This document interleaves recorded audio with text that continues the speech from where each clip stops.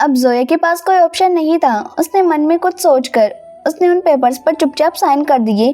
फिर अबीर ने भी साइन किया और सब वहाँ से चले गए। उनके हाथों में 2 किताब थी।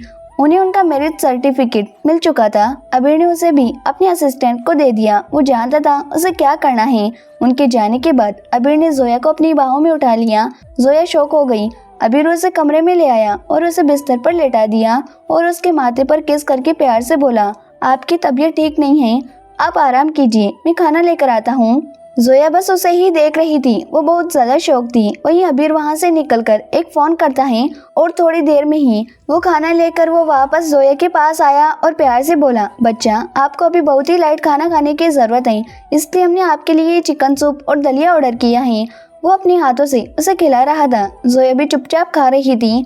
उसके बाद उसने जोया को दवाई दी। जैसे ही जोया ने मेडिसिन देखी वो गुस्से से बोली, हमें नहीं खानी ये मेडिसिन, पर अबीर ने उसे जबरदस्ती खिला दी और फिर थोड़ी देर में वो सो गई। वहीं अबीर बस अपना लैपटॉप लेकर अपना काम करने लगा। उसके असिस्टेंट ने उसे बताया था आज एक नई सेक्रेटरी आने वाली है, पर अब तक कोई नहीं आई थी, इसलिए वो बहुत गुस्से में था क्योंकि उसे ऐसे लापरवाह लोग बिल्कुल पसंद नहीं थे। उसने फैसला किया कि वो कल उसे अच्छी सी सजा देगा जिससे वो कभी भी ऐसी कोई गलती ना करे। वहीं जोया भी सो चुकी थी। अबीर 2 घंटों से काम कर रहा था। जोया की आंख 2 घंटों के बाद उसकी आंख खुली। अबीर उसको उठते हुए देखकर फौरन उसके पास आ गया। उसने प्यार से पूछा, क्या हुआ बच्चा, अभी भी दर्द हो रहा है? जोया ने नम आंखों से कहा, हमें अपने घर अपने दोस्तों के पास जाना है, उन्हें हमारी फिक्र हो रही होगी। अबीर उसे अपने से दूर कैसे जाने देता, उसे उसके साथ ही नींद आती थी।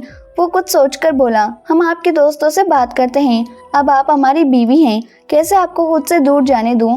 जोया ने उसे समझाते हुए कहा, हम तीनों दोस्त बचपन से साथ हैं, हमारे पापा का फोन तीनों में से किसी के पास भी आ सकता है और हमारे पापा को अभी हमें शादी के बारे में कैसे बता दें जिसके लिए हम खुद ही श्योर नहीं हैं, आप ही बताइए हमें। अबीर ने कुछ सोचकर कुछ कहना चाहा, पर जोया आगे बोली, हम यहाँ नौकरी करने आए हैं, हम यहाँ के नहीं हैं, हम लखनऊ शहर से हैं, कल ही मुंबई आए थे, हम सबसे क्या कहें, एक दिन हुआ है हमें यहाँ आकर और हमने शादी कर ली, बोलिए। अभी उसकी सिचुएशन समझ रहा था। तब जोया ने आगे कहा, हमने कल ही कंपनी के अलॉट किए हुए कमरे में खुद का सामान एडजस्ट किया था, तभी नव्या और अंशिका दोनों हमें जबरदस्ती वहाँ ले गई थी, हम कभी ऐसी जगह पर नहीं गए। वो रो रही थी। वो आगे बोली, हमारे अब्बू का हमारे अलावा कोई नहीं है, हमारी अम्मी हमें पैदा करते ही इस दुनिया से चली गई थी, उन्होंने हमारे लिए कभी शादी नहीं की, हमें बहुत प्यार से बड़ा किया, वही करने दिया जो हम चाहते थे। वो चाहते थे हम डॉक्टर बने, पर हमें बिजनेस वुमेन बनना था, पर हमारे पापा ने कभी मना नहीं किया, हमेशा हमें हर चीज की आज़ादी दी और हमने क्या किया, हमने उनका भरोसा तोड़ दिया। वो फिर से रोने लगी। अबीर को समझ नहीं आया वो उसे कैसे शांत करे। उसने बस अपने होठों को उसके होठों पर रख दिया और उसे किस करने लगा। जोया शौक हो गई, पर उसने कुछ नहीं कहा और थोड़ी देर बाद वो शांत हो गई। अबीर ने उसके आंसू साफ किए और बोला, आप अपने दोस्तों के पास जाना चाहती हैं, मैं ले चलता हूँ, जॉब करना चाहती हैं, आप सब कुछ कर सकती हैं, मैं आपको किसी चीज के लिए नहीं रोकूंगा, बस आप रोना बंद कर दीजिए। रही बात हमारे साथ रहने की, वो मैं सब संभाल लूंगा, पर आज की रात आप मेरे साथ ही रहेंगी। आज हमारी शादी की पहली रात है, भले ही हम कुछ नहीं करेंगे पर हमारे साथ तो रह सकती हैं ना। सुबह मैं आपको खुद ले चलूंगा, आप मुझ पर भरोसा कर सकती हैं, मैं आपके साथ कुछ भी नहीं करूंगा, मैंने तो कल भी कुछ नहीं किया था, आप बहुत ही नशे में गलती से हमारे कमरे में आ गई थी और आप खुद को कंट्रोल नहीं कर पा रही थी। मेरे डॉक्टर को फोन करने तक कि आप मेरे करीब आकर मेरे साथ ही वो सब करना शुरू कर चुकी थी। आप तो जानती हैं ड्रग्स लेने के बाद क्या होता है। जोया ने अपनी नजरें शर्म से झुका ली थी।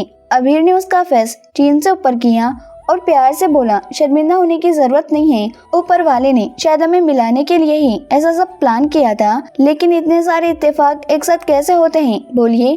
जोया बस उसे ही देख रही थी। अबीर ने प्यार से पूछा, एक बात पूछूं? जोया ने अपनी पलकें झपकाकर हाँ का इशारा किया। अबीर ने प्यार से पूछा, आपका नाम क्या है? जोया ने घबराते हुए कहा, हमारा नाम जोया है। जोया ने भी डरते हुए पूछा, और आपका?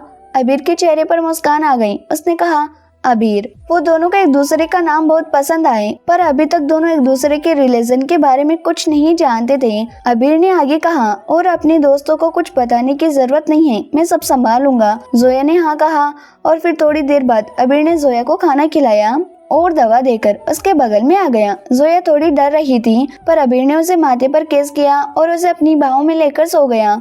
उसको ऐसे सुकून से सोता हुआ देखकर जोया भी सो गई। अगली सुबह 5 बजे ही दोनों की आंखें खुल गई। अबीर ने उसकी मदद की वॉशरूम जाने के लिए। दोनों फ्रेश हुई और तैयार होकर बाहर आ गई। अबीर उसे लेकर उसके दोस्तों के पास आया। वो जब आया, दोनों दोस्त जोया को देखकर रोते हुए उसके पास दौड़कर आए और पूछा, क्या हुआ है तुझे? तूने तो हमारी जान ही निकाल दी थी। हम लोग कितने डर गए थे जोया, तुझे पता है ना, तो ये हमारी हिम्मत है, फिर तो ऐसे कैसे इतनी लापरवाह हो सकती हैं? तब अबीर ने कहा, देखिए उनकी कोई गलती नहीं है। उस दिन पब से निकलने के बाद कुछ लोगों ने इन्हें जबरदस्ती किडनैप करने की कोशिश की थी, जिसे इन्होंने क्लोरोफॉर्म सूंघा दिया था। वो हमने वक्त पर सब देख लिया और इन्हें बचा लिया, पर ये बेहोश थी और फिर जब उठी तो पुलिस और डॉक्टर के साथ व्यस्त थी। ये काफी घबराई हुई थी, इसलिए हमने कल जबरदस्ती अपने घर में ही रोक लिया था। पर आज वो सुबह से थोड़ा बेहतर महसूस कर रही थी, इसलिए हम इन्हें ले आए और एक दवा का पैकेट उनकी तरफ बढ़ाकर बोला, ये उनकी दवा है। वो दोनों ने फौरन उसे अपने पास बैठा लिया और अगल बगल में बैठकर डरते हुए पूछा, आप ठीक है ना जोया? जोया ने खुद को शांत किया और हाँ में सिर हिला दिया। अबीर बोला, अब मैं चलता हूँ, आप तीनों अपना ख्याल रखना। उन लोगों ने हाँ कहा और अबीर वहाँ से चला गया और जाने से पहले उसने अपने असिस्टेंट रोनित को सारी जानकारी देकर जोया के बारे में सब पता करने को कहा। रोनित ने डरते हुए कहा। तभी अबीर ने पूछा, वो सेक्रेटरी आ गई? रोनित ने कहा, सर उनकी तबीयत ठीक नहीं थी, पर आज वो जरूर आएंगी। अबीर गुस्से से बोला, देखते हैं, अब जल्दी से सारी जानकारी निकालो, मैं ऑफिस आ रहा हूँ। उसने हाँ कहा। वहीं जोया, नव्या और अंशिका तीनों तैयार होकर ऑफिस के लिए निकल गई। वो चाहती थी जोया आराम करे, पर वो यहाँ अकेली नहीं रहना चाहती थी। इसलिए जोया कहती है कि मेरी छुट्टी करने से मेरी नौकरी जाने का खतरा है, इसलिए वो सब मजबूर थे। वो तीनों रेडी होकर अपने अपने बिजनेस सूट में ऑफिस के लिए निकल गई। तीनों एक ही ऑफिस में थे, पर पोस्ट और डिपार्टमेंट तीनों के अलग अलग थे। जैसे नव्या ने वहाँ सेलिब्रिटी के मैनेजर के पोस्ट पर ज्वाइन किया था, उसे लोगों को मैनेज करना अच्छे से आता था।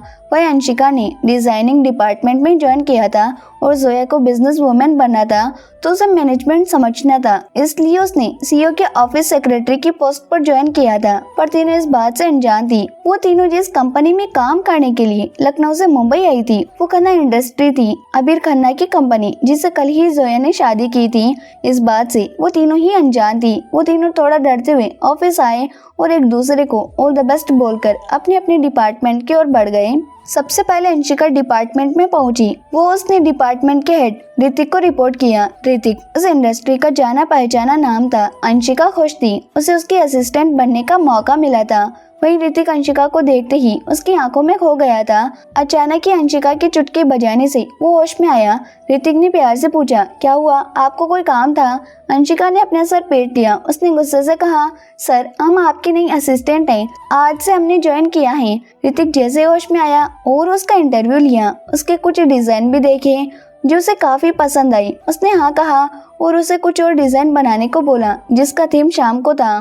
वो खुश हो गई और अपना काम करने लगी। वही नव्या, जो कि मॉडल और एक्टर्स की मैनेजर की पोस्ट पर काम करने आई थी, उसने भी आकर रेहान को रिपोर्ट किया था। रेहान अबीर का छोटा भाई था। वो कंपनी का डायरेक्टर था, पर अबीर के गुस्से की वजह से सब उससे दूर रहते थे, इसलिए रेहान भी उससे दूर ही रहता था। रेहान का काम मैनेजमेंट को संभालना था। उसने भी जब नव्या को देखा तो उसे भी नव्या पहली नजर में ही बहुत पसंद आई, पर उसने अपने दिमाग से सारे ख्याल निकाले और एक नई अभिनेत्री अवंतिका को उसे हेड ओवर किया, क्योंकि वो नई थी और काफी मेहनती भी थी। उसने फिर उससे पूछा, आप मैनेज कर लोगी ना या मैं कुछ मदद करूं? उसने नाम में सिर हिलाया और बोली, हम कर लेंगे सर। रेहान को उसका कॉन्फिडेंस अच्छा लगा, फिर भी उसने कुछ प्रोजेक्ट और कॉन्ट्रैक्ट उसके आगे कर दिया और बोला, आप इसे पढ़ सकती हैं और अपना काम शुरू कर सकती हैं। नव्या ने धन्यवाद कहा, अपने केबिन के बारे में पूछा और अवंतिका के डिटेल्स लेकर वहां से चली गई।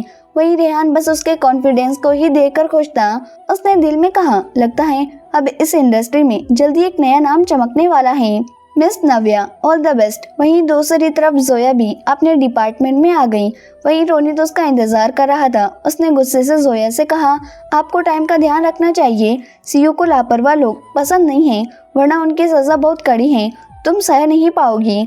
और हाँ, उनसे दूर रहना, उनकी किसी भी चीज को हाथ नहीं लगाना, उनकी हर चीज सैनिटाइज की हुई है वो सर ओसीडी की मरीज हैं, उनकी चीज को टच नहीं कर सकता, ये उनके लिए खतरनाक हो सकता है। तो अब चलो, केबिन में सर तुम्हारा ही इंतजार कर रही हैं। जोया ने हाँ कहा और अबीर के केबिन की तरफ बढ़ गई। वहीं अबीर भी दूसरी तरफ मुंह करके बैठा, बस जोया को ही याद कर रहा था। उसके चेहरे और हाथों पर मास्क और ग्लव्स थे। तभी रोनित ने आकर कहा, सर वो सेक्रेटरी आ गई हैं। अबीर का अच्छा खासा मूड खराब हो गया। उसने गुस्से से कहा, तुम आ जाई हो, पर तुम्हारी ज्वाइनिंग कल से थी। जोया डर गई। उसने डरते हुए धीरे से कहा, सॉरी सर, वो कल हमारी तबीयत ठीक नहीं थी। अबीर ने गुस्से से कहा, मेरे ऑफिस में सॉरी की कोई जगह नहीं है, समझ आई? दूसरी बार सॉरी कहने से पहले ऑफिस छोड़कर चली जाना। जोया ने कुछ नहीं कहा। तब तक अबीर ने गुस्से से रोनित से कहा, इसे काम समझा दो। रोनित ने हाँ कहा और उसे अबीर के केबिन से बाहर लेकर बगल वाले केबिन में ले आया और उसे काम समझाने लगा, क्योंकि ये अबीर की पर्सनल सेक्रेटरी नहीं थी, कंपनी सेक्रेटरी थी। रोनित ने उसे सारा काम समझा दिया और वहाँ से चला गया। वहीं अबीर फिर से जोया के ख्यालों में खो गया। इस बात से अनजान, जिसके ख्यालों में वो खोया हुआ है, वो उसके बगल वाले केबिन में ही बैठी अपना काम कर रही थी। अबीर ने उसके सजा के तौर पर उसे 4 दिन का काम 1 दिन में ही करवाने को कहा था। इस बात से अनजान कि जोया की तबीयत ठीक नहीं थी।